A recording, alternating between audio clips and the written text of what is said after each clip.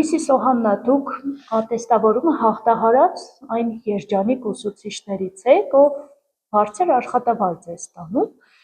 Ձեզ պիտի խնդրեմ ներկայացնեք այդ ատեստավորման գործընթացը, այդ հաղթանակը ինչպես ազդեց ձեր ինքնավստահության վրա։ Գիտեմ, որ դուք քաղաքի լավագույն ուսուցիչներից եք, ինչպես ազդեց այս հաղթանակը ձեր ինքնավստահության վրա։ Շնորհակալ եմ նախ հնարավորության համար։ Իրականում ես միակը չեմ այդ երջանիկներից, որովհետև հնարավորությունը բաց է բոլորի համար, ատեստացիան իրոք կամավոր է, եւ անկեղծ ասեմ, սա լավագույն հնարավորություններից մեկն էր ինձ համար կոնկրետ գրանցելու մասնագիտական աճ, ինքնաստուգում, ինքնազարգացում եւ մինչեւ բարձր աշխատավարձին հասնելը, որը իրոք շատ կարեւոր գործոն է այսօր, ինչը շատ ուսուցիչներին գուցե պահում է դպրոցում նաեւ այդ պատճառով, սակայն առաջին հերթին կարևոր է մասնագիտական աճ, կարևոր է ինքնակրթություն, կարևոր է հեղինակության բարձրացում, ինչը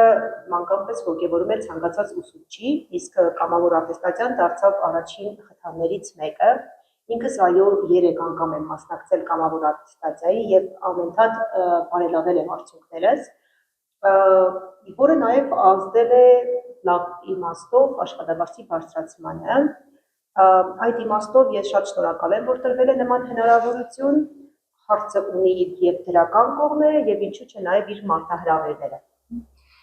Դուք դասագրքերի հեղինակ եք, այսպես ձեր ոլորտում կայացած մարդ եք, կայացած ուսուցիչ եք, նույնիսկ ձեզ լավագույն ուսուցիչ տիտղոսին են արժանացրել, բայց ամեն դեպքում այդ ատեստավորման գործընթացի ընթացքում ունեցած կլինեք լարվածություն։ Այդ պահին ինչ զգացողություններ ունեիք։ Միանշանակ լարվածությունը դա պարտադիր գործոն է, բայց ոչ այնքան, որը կխանգարի քո մասնագիտական գիտելիքները հստակ շարադրելու եւ հաջողություն գրանցելու համար։ Այդ իմաստով գտնում եմ, որ նմանատիպ ատեստավորումները, քննությունները շատ կարևոր են ուսուցչին իր ինքնավստահությունը, իր հեղինակությունը բարձր պահելու համար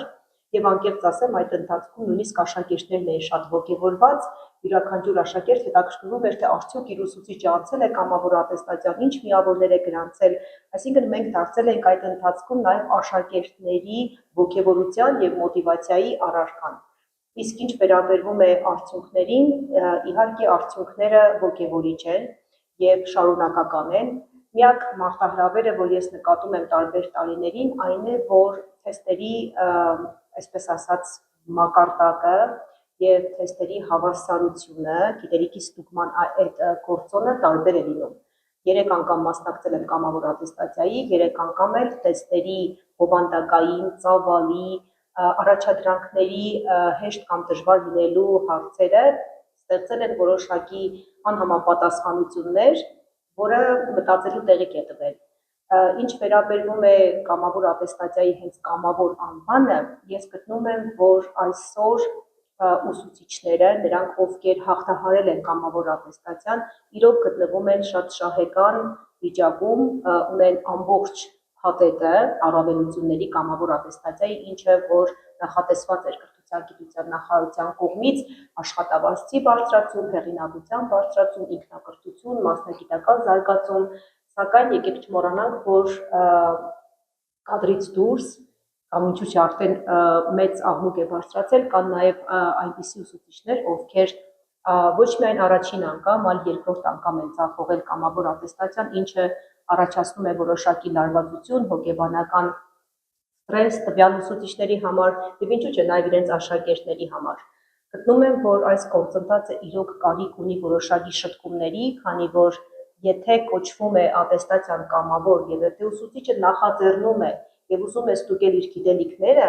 պետք է տվյալ ուսուցիչներին օգնել, խթանել, նույնիսկ եթե չեմ արտարացնում իհարկե ցախողումները, իրականում ուսուցիչը պետք է այնքան աշխատի իր գիտելիքների եւ իր հմտությունների ու կարողությունների վրա, որ կարողանա հաղթահարի նվազագույն շեմը։ Սակայն եթե մենք ունենք համակարգում խնդիր, եթե մենք ունենք ուսուցիչներ, ովքեր որ իրոք այս փուլում դժվարանում են կամ որոշակի խնդիրներ ունեն, մենք չպետք է իմ կարծիքով այդ ուսուցիչներից ազատվենք, այլ պետք է շարունակական օգնություն վերապատրաստումների տեսքով, նոր հնարավորությունների տեսքով, ինչը որոշակի չափով իրականացնում է կրթության գիտության նախարարությունը,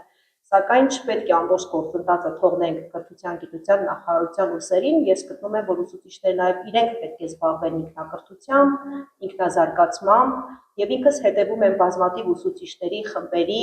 տեսնում եմ, թե ինչպես աշակերտների, երեխայի պես ոգևորված ուսուցիչներն աշխատում են, իրար օգնում են, փորձում են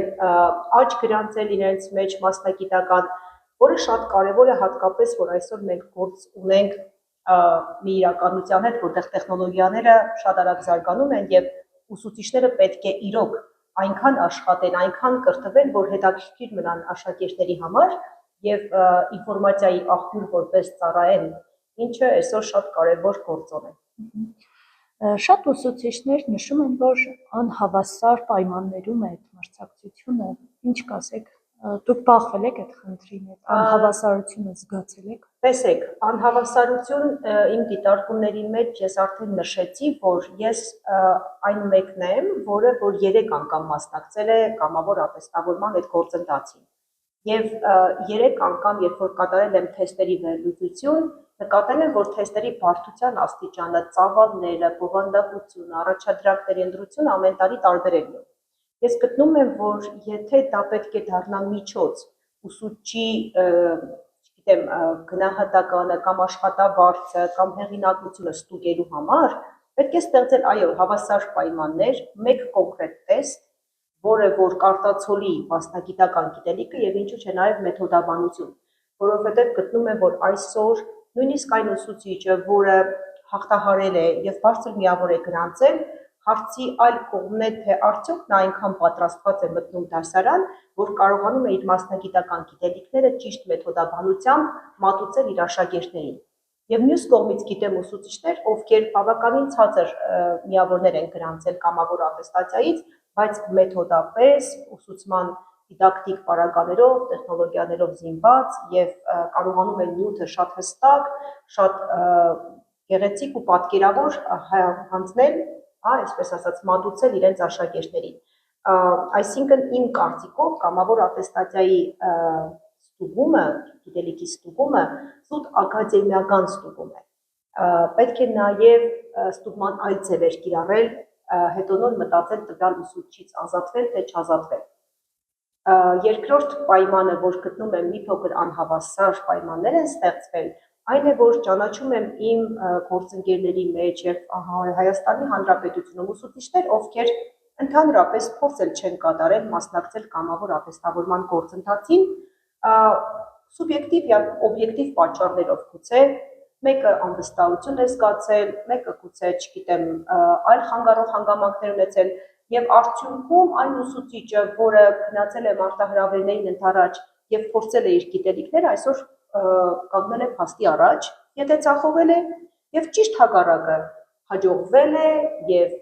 բարձր աշխատավարձ է գրանցել, հեղինակություն է գրանցել, չգիտեմ, մասնագիտական աճ, ինքնավստահության ավելացում, այդ ամբողջը ի օգուտ ուսուցչին է ծառայել, ինչի համար ես մեկը շնորհակալ եմ, որովհետեւ ես այդ երջանիկների թվում եմ։ Ինչ եք կարծում, Հայաստանում ուսուցչի աշխատանքը գնահատված է։ Միանշանակ գնահատված է, հանուն արտարության պիտի ասեմ, որ ինձ համար կոնկրետ ամենաարժևորված, ամենագնահատված, ամենակարևոր առաքելությունն է։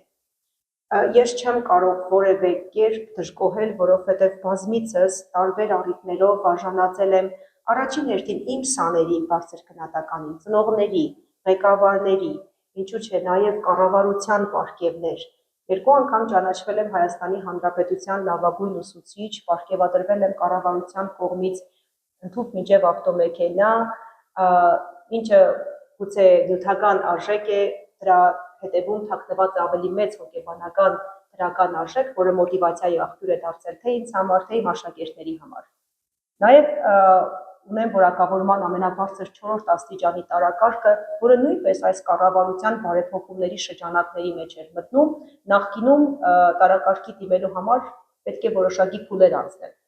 Այժմ կա հնարավորություն դիմել որակավորման այս կամ այն տարակարգին եւ այդտեղ մեծ կարեւորություն ունի նաեւ կամավոր ատեստավորման առավելագույն միավորը, ինչը գրանցել եմ մի քանի անգամ։ Սա եւս մեկ հնարավորություն, որ տրվել է ներկայումս։ Եվ մյուս կարևոր հանգամանքը այն է, որ այս ամբողջը մոտիվացնում է այնքան, որ մտնում ես կրթության մեջ մինչև վերջ եւ որոշում եմ դառնալ նաեւ դասագրքի հեղինակ եւ իմ շատ սիրելի թիմի հետ գրվում է 11-12-րդ դասարանի համար նախատեսված դասագրքերը, որոնք որ այսօր հանրակրթական ուսումնական հաստատությունների համար երաշխավորված դասագրքեր